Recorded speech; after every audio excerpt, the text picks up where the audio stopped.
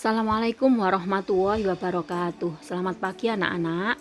Kita ketemu lagi dalam pelajaran biologi. Hari ini kita akan membahas tentang cyanobacteria. Cyanobacteria ini sering disebut dengan alga hijau biru karena memang berwarna hijau kebiruan. Cyanobacteria dapat berfotosintesis dan sebagian memiliki tubuh berbentuk benang seperti alga.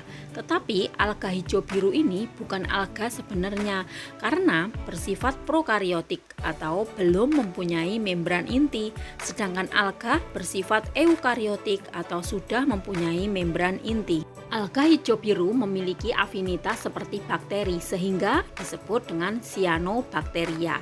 Dan struktur selnya juga sama dengan struktur sel bakteri sehingga dia dimasukkan dalam kingdom Monera kelompok Eubacteria.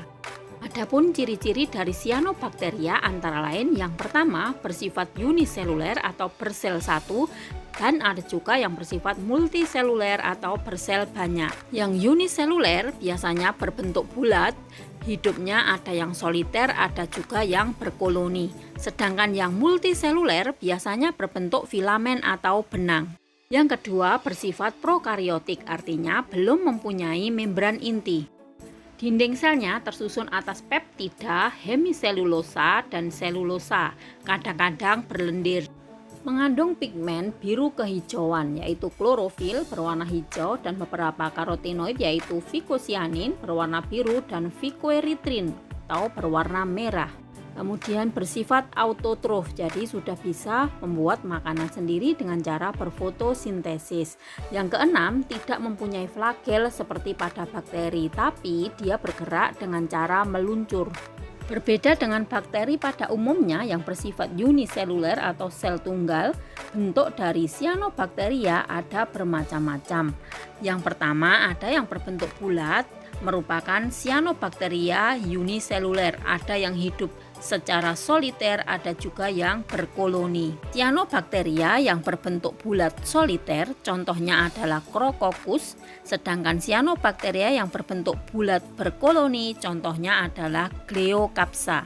Yang kedua berbentuk benang atau filamen yang disebut dengan trikoma yang terdiri atas sel-sel yang tersusun seperti rantai. Pada trikoma memiliki beberapa sel dengan bentuk dan fungsi yang berbeda-beda, yaitu yang pertama adalah heterokista, merupakan sel yang berukuran lebih besar dari sel-sel yang lain, berdinding tebal, yang berfungsi untuk mengikat nitrogen. Yang kedua, akinet adalah sel yang berukuran lebih besar dari sel yang lain yang berfungsi untuk menyimpan cadangan makanan dan mempertahankan diri dari kondisi yang buruk. Yang ketiga, biosit merupakan sel-sel vegetatif yang merupakan hasil dari reproduksi pembelahan sel, berbentuk bulat, berukuran kecil, berklorofil sehingga berfungsi untuk berfotosintesis. Coba kalian perhatikan pada gambar, tampak heterokista dan akinet memiliki ukuran sel yang lebih besar dibandingkan sel-sel yang lain. Sedangkan biosit, ukuran selnya kecil-kecil dan berwarna hijau karena mengandung klorofil. Contoh alga yang berbentuk benang atau filamen antara lain Rivularia, Oscillatoria, dan Anabaena. Struktur sel penyusun tubuh cyanobacteria mirip dengan sel bakteri gram negatif dengan ciri utama yaitu memiliki dinding sel yang mengandung lapisan peptidoglikan yang tipis. Sel cyanobacteria terdiri atas bagian-bagian yaitu lapisan lendir, dinding sel, membran plasma, membran fotosintetik, mesosom, sitoplasma, ribosom, granula penyimpanan, vakuolagas, dan nukleoid atau DNA. Struktur yang pertama yaitu lapisan lendir.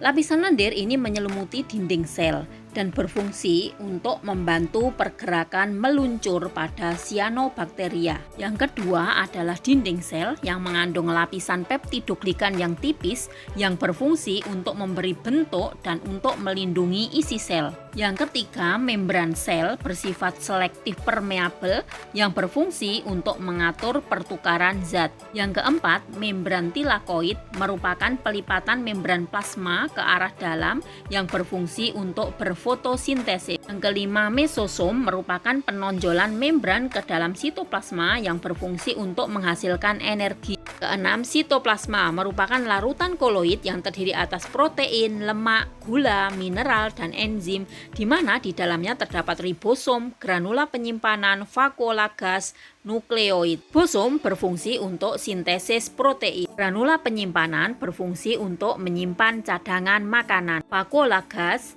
berisi udara yang menyebabkan cyanobacteria bisa mengapung di atas permukaan air. Nukleoid merupakan materi genetik yang tersusun dari DNA yang tidak dikelilingi oleh membran. Cyanobacteria bereproduksi melalui 3 cara. Yang pertama yaitu dengan pembelahan biner. Pembelahan biner dapat terjadi pada cyanobacteria uniseluler maupun multiseluler yang berbentuk benang. Pada cyanobacteria uniseluler, sel hasil pembelahan ada yang langsung memisah dan ada pula yang tetap bergabung membentuk koloni. Contohnya pada Gleyocapsa. Pada cyanobacteria yang berbentuk filamen menyebabkan filamen bertambah panjang. Perhatikan pada gambar, ini adalah contoh pembelahan biner pada Gleyocapsa. Seperti pada bakteri kemarin, pembelahan biner adalah pembelahan dari satu sel yang menghasilkan 2 sel anakan yang sama persis seperti induknya. Pada Gleyocapsa ini, hasil pembelahan tetap bergabung sehingga membentuk koloni. Yang kedua, dengan cara fragmentasi. Fragmentasi adalah pemutusan bagian tubuh organisme. Bagian yang terlepas nanti akan tumbuh menjadi individu baru. Fragmentasi terjadi pada cyanobacteria yang berbentuk benang atau filamen. Pemutusan bagian tubuh terjadi pada bagian-bagian tertentu, yaitu pada bagian sel yang mati. Filamen hasil pemutusan ini disebut dengan hormogonium. Hormogonium ini memiliki panjang yang berbeda-beda dan bila terlepas akan tumbuh menjadi cyanobacteria yang baru. Contohnya adalah pada Oscillatoria dan Plectonema boreanum. Perhatikan, ini adalah contoh fragmentasi pada Oscillatoria. Pemutusan bagian tubuh Oscillatoria terjadi pada bagian sel-sel yang mati. Hasil pemotongan itu disebut dengan hormogonium.